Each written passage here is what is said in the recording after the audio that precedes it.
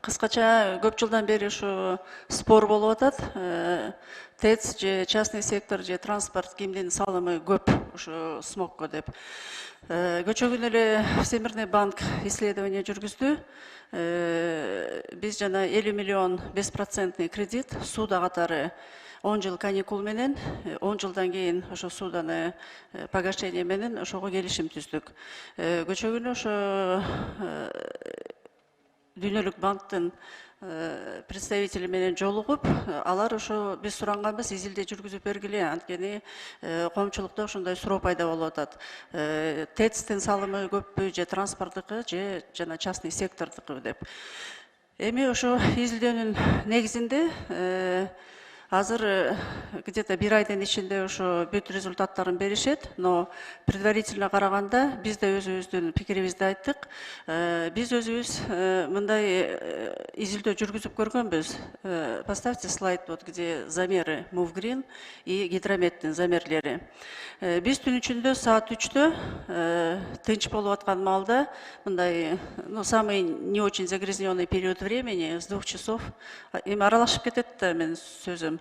Саат 2-ден 3-кө түн ичинде биз ошо MoveGreen'дин анан жана гидрометтин датчиктерин данныйларын салыштырып көрдүк да. Мына предыдущий слайд. Салыштырганда мындай нерсе болуп атат. Мына биз саат 1:45-те замер кылганда MoveGreen'дин данныйлары замер боюнча 92, почти 93. 92,9 болуп атат да. Ошол эле учурда, гидрометтики. Ошол эле учурда жана MoveGreen'дин данныйлары 2530 болуп атат. Анан саат 2-де биз кайра ошо данныйларын карадык, мониторить этип. MoveGreen'дики 2000 болуп атат, 530. Кыргыз гидрометтики разница ушундай почти 27 эсе болуп атат да. Мен эмнени айткым келет, биз ушул изилдөөнү мына бир айдын ичинде тактап бүтүрөбүз.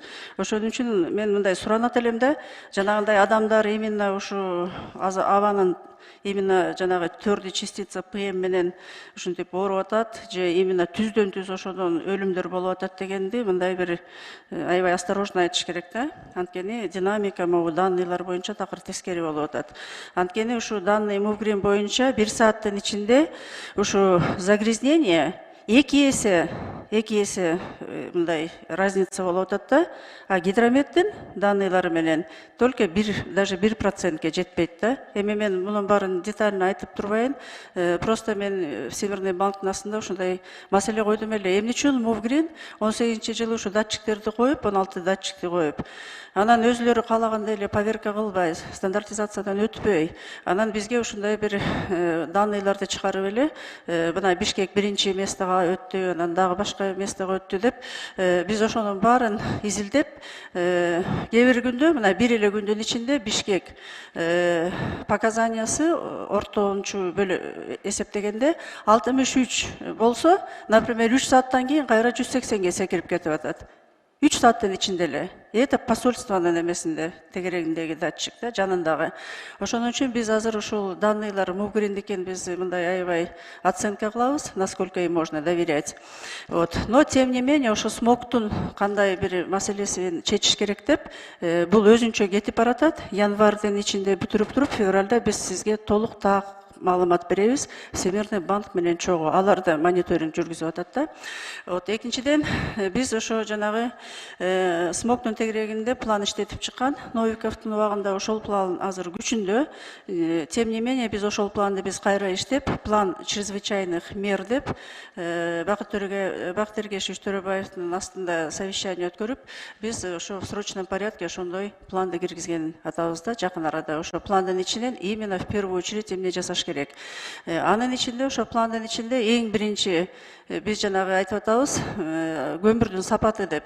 Көмүрдүн сапатын көтөрүш үчүн кара кеченин жана бурый угольду обогащение кылып туруп, анан брикетирование кылышыбыз керек да. Ошону биз мөөнөт коюп атабыз. 23-жылы ошо кара кечеде ошол обогатительный фабрика курулсун. Экинчи этап брикетирование болсун. Обогатительный фабрика курулуп, ошо угольду обогащение кылсак, анын жанагы выбростары 2 есе азаят. Калорийность 2 есе көбөйөт, выброс 2 есе азаят. Анткени бүт биздин жана жыл массив, 47 жыл массив Бишкекте и ТЭЦ-2 агрегат кара кеченин көмүрүн жагып атат да бүгүнкү күндө. Бул биринчи мера.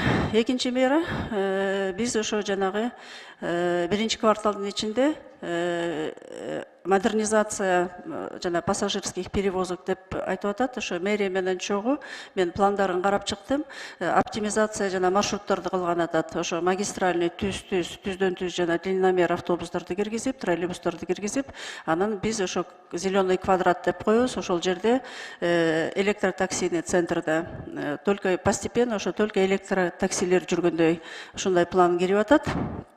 Электротаксини биринчи 200 алып туруп, анан 500 и поэтапно 1000 машинеге. Бул грантовые предложения биздики тоже бекитилди и кабыл алынды донорлордун тарабынан. Одобрили, и с первого квартала уже финансированиясы башталат да. Биз ушул планды по электромобилизации жана обогатительный фабрикаларды куруш үчүн Глазгого 21-жылы Садыр Нуркожоевич барып, ошо биздин ОНУФ деген документти представить эткенде, биз ошо жерде айтканбыз 44%ке 2030-жылга чейин ошо выбростарды азайтабыз.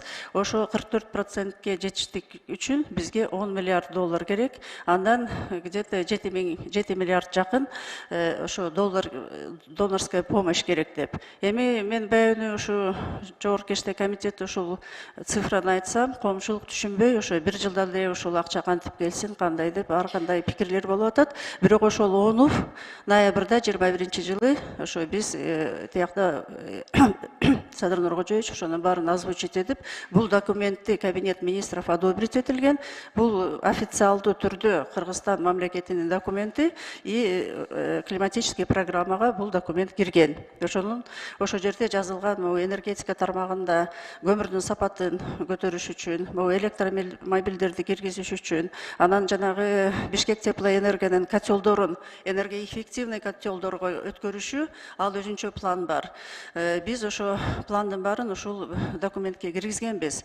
Ошол эле учурда биз жанагы Бишкек теплоснабжение деген мамлекеттин тегерегинде жана 500 үйдү пилот катары киргизип атабыз. Ошо присадка деп коюп трубкалар бар, ошо жаңы технологиялар. Алардагы 50%ке чейин ошо потери тепла азайтып, жана угольдун расходун азайтат да. Ошол эле учурда гибридное отопление деп коебуз. Это Кыргызско-российский фонд иштеп атат. Бирок биздин программада да бар. Ошо жана тепловые насосы гибрид комбинированно жана солнечный панель менен киргизгенге. Солнечный панельдерди киргизип мектептерге внедрение кылыш үчүн и частный секторго, жилой секторго алды. Бул программанын ичинде бар. Тоже проект одобрен, да? Одобрен, и финансирование каражаттар булагы чечилди. Мындан тышкары жанагы биз айткан парковый зона, зеленый пояс. Эми баарыбыз эле билебиз, ушу мурда парковый зона бизде нормасы 24 озеленение, 24 квадрат бир кишиге болсо, азыркы учурда 7 квадратный метрден бир адамга азыраак болуп атат. Анткени население почти 3 эсе көбөйдү. Ошол эле учурда площадь зеленых насаждений азайып кетти да, ошо төмөндөп кетти. Ошонун учурун бул маселенин алкагында биз эме кылып атабыз, жана план чрезвычайных мерге киргизгенде гострой менен стандарты строительства, экологиялык стандарттарды тезден тез киргизип, ошо жана норма плотной застройки 60-40 деген азыр бүгүнкү учурда ачык эле айтып коюш керек, белгилүү бул коомчулукка. Ал норма азыр сакталбай атат.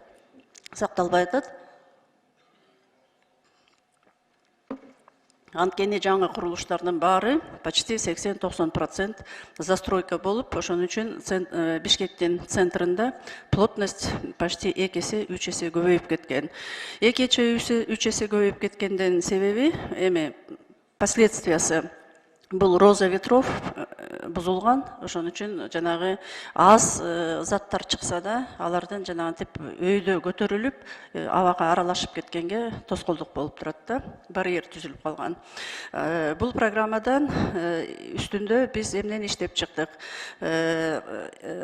Жанагы токтом кабыл алынды, эме деген микро опыты, микро особо охраняемые природные территории. Бізде закон бар опыты жөнінде, бирок ошо микро опыты статус берели деп, ошо бізде Бишкекте ботанический сад, башка парктардын баарына, сквердерине ошондой статус берсек, а жерде эч кандай курулуш, эч кандай экологияга мындай терс таасир тийген, ушундай запрет коюлат да, чекит коюлат. Ошону биз первый кварталдын ичинде бүт перечиндерди азыр даярдадык. Аны токтом менен кабинет министри менен бекитишибиз керек да. Ал дагы план чрезвычайных мероприятий да бар. Ошо план чрезвычайных мероприятий жанагы Новиковдун убагында бекитилген планды биз кыскартып, анын ичинен тезден тез эмнелерди жасаш керек ошо 2 жылдын ичинде деп, азыр ошо кабинет министри менен ушул планды иштеп чыгып атабыз да. Дагы ошол эле учурда биз жанагы көзөмөлдөп атпайбызбы, ошо 12-жылы экотехинспекция курулган баштап, көзөмөл экотехинспекцияда болуп, эко-мониторинг ГАО-Салхада болуп, ошо система мындай бөлүнүп, чачыранып кетип, комплекстүү болбой калган. Министерство былтыркы жылдан түзүлгөндөн кийин баары бир мындай муштумга келип, экспертиза, мониторинг экологический и экологический контроль бир эмеде болот. Бул баары бир мындай составляющие звенья да, бир системаныкы. Биз ошонун ичинде, откройте слайд, качество угля. Бизге тапшырма берилген Кабминден, Акылбек Үсөнбекович Жапаровдон ушу качество угля муну кандай текшерсе болот, анткени азыр ТЭЦ өздөрү текшерип атат, госконтроль жок болуп атат дегенде, биз бул лабораторияны 2016-жылы аккредитациясын жоготуп коюп иштебей турган. Биз ошону аккредитация кылып, жаңы приборлорду алып, немецкий приборы хорошие, азыр жаңы компонент киргиздик, контроль качества угля деген. А жерде биз калориметрлерди сатып алдык, анан жана тестирующий эмелерди алдык, зольность, влажность алганга и серый углеродду. Проба отборщиктердин баарын окуттук, сотрудниктердин баарын окуттук, методикаларын баарын бекиттик и аккредитацияны 12 августта алдык. Ошол эле учурда биз бул лабораторияны мындан ары дагы бир компонент киргизип атабыз. Кыскартсаңыз, 10 мүнөттөн ашып кетти сиздин. Азыр кыскартам. Жанагы көзөмөл качество ГСМ транспорт деп айтып атабыз, бирок транспорт болгондо ошо эски 85% эскирген, бирок ошол эле учурда жанагы ГСМдин качествосы. Бизде бир маселе бар, ошо жанагы К3, К4-ни бизге киргизбей, ошо запрет полный киргизиш керек да. Анткени бизде жанагы 8 НПЗ ошондой низкокачественный топливо киргизип атат, контрабанда жолу менен кирип атат. Алардын баары болуп, ошо жанагы машинелерге куюлуп атат. Ошон үчүн машинелер өздөрү эски болуп, анын үстүнө жанагы некачественный топливо куюлуп, ошондо биз могу контроль лабораторияны ушул тармакта дагы быйыл аккредитация киргизип, ушул көзөмөлдү киргизебиз буюрса. Жарым жыл кетет же 9 ай кетет. Жарым жылда постараемся, потому что сама процедура аккредитации ошондой убакыт керек да, процедураны өтүш керек. Кыскача айтканда, эң мындай токут эрежелерин айтып кеттим.